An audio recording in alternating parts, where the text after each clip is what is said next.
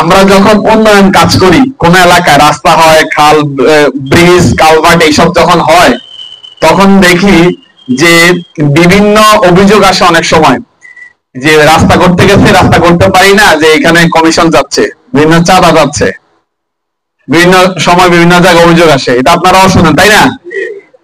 কিন্তু এই আপনারা খুলনা গ্রাম ভিন্ন। ভিন্ন কেমন? আমরা যখন প্রথম একদম নিচের যে বেডটা আমরা ঢালাই দিই, তখন আমি আসছি, আমাদের পিআই সাহেব আসছেন, ফারেস্টার ইঞ্জিনিয়ার আসছেন।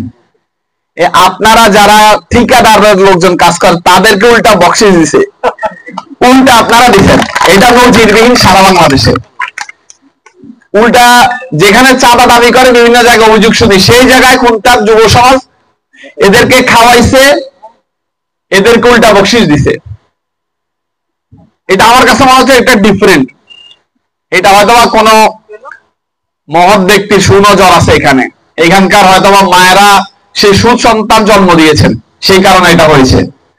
আর একটা বিষয় হচ্ছে, আপনারা জানেন আমরা উপজেলা প্রশাসন থেকে আমাদের ডাকাতিয়া নদীর তলদেশ পরিষ্কার করার উদ্যোগ নেই। খুলনা ফাউন্ডেশনের লোকজন আমাদের সাথে সহযোগিতা করে, কিন্তু এই উপর দিয়ে যখন যাই, স্টিল ব্রিজ যখন পার হই, তখন দেখি যে দুই পাশে কচুরিপানা থেকে অনেক ময়লা আবর্জনা।